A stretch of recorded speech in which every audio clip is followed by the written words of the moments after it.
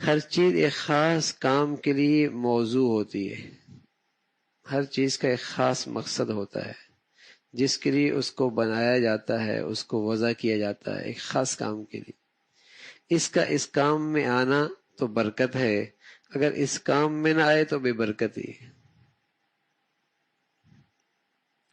مال کس کے لیے حاصل کیا جاتا ہے؟ راحت و آرام ملے، اگر اس سے یہ چیز حاصل ہے تو برکت ہے، اگر اس سے راحت و آرام نہیں مل رہا تو کیا مطلب؟ برکت۔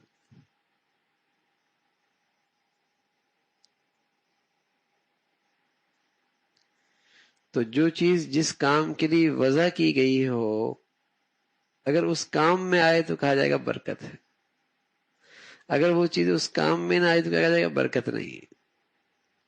مثلا روپیہ اس واسطے کہ اس کے ذریعے سے کھائیں پیئیں، دنیا کی راحت حاصل ہو، اگر وہ کھانے پینے کے کام میں آوے اور اپنے تن کو لگے تو برکت ہے، اگر اس کام میں نہ لگے تو فضول اڑ جائے تو اسی کا نام بے برکتی ہے۔ شادی میں خرچ بھی کر رہا ہے، ہاں، اور راحت بھی جا رہی ہے، سکون بھی جا رہا ہے، خرچ بھی خوب کر رہا ہے، تو اس لیے کر رہا ہے کہ اس میں برکت نہیں ہے۔ اگر برکت ہوتی تو ڈھنگ سے خرچ کرتا، رسم و رواج میں نہ اڑاتا، نام و نمود میں ضائع نہ کرتا۔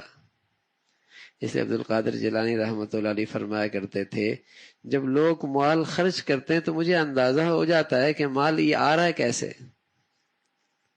مبارک جگہ سے آ رہا ہے اور برکت والا ہے تو اچھی جگہ پہ خرچ ہوگا، اور جیسے آ رہا ہے ویسے جا رہا ہے تو مجھے اندازہ ہوتا ہے کہ یہ آ کیسے رہا ہے، آ کیسے رہا ہے۔ تو برکت یہ ہے کہ وہ چیز ٹھکانے لگ جائے، ٹھکانے لگ جائے۔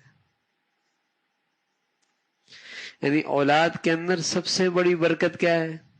حدیث میں آتا ہے، رسول اللہ صلی اللہ علیہ وسلم نے فرمایا کہ آدمی کے چلے جانے کے بعد ایک نفع کی چیز اس کی پھر بھی باقی رہتی، جس کا نفع اسے ملتا رہتا، اور فرمایا وہ نیک اولاد ہے، وہ نیک اولاد ہے۔ تو اگر اولاد اس کام آ جائے تو کیا کہا جائے گا؟ اس اولاد میں بڑی برکت ہے، کہ مر بھی گیا تب بھی نفع مل رہا ہے۔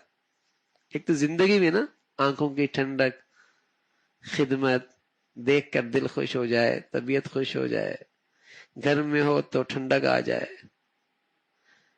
ملاقات ہو تو دل خوش ہو جائے، بیٹھے تو مزہ آ جائے، بات کرے تو کلیجہ ٹھنڈا ہو جائے، اور ایک کیا ہے اس سے زیادہ کہ چلا بھی گیا تب بھی اس کا نفع مل رہا ہے، تو کہا جائے گا اولاد ٹھکانے لگ گئی، یہ اولاد بڑی برکت والی ہے۔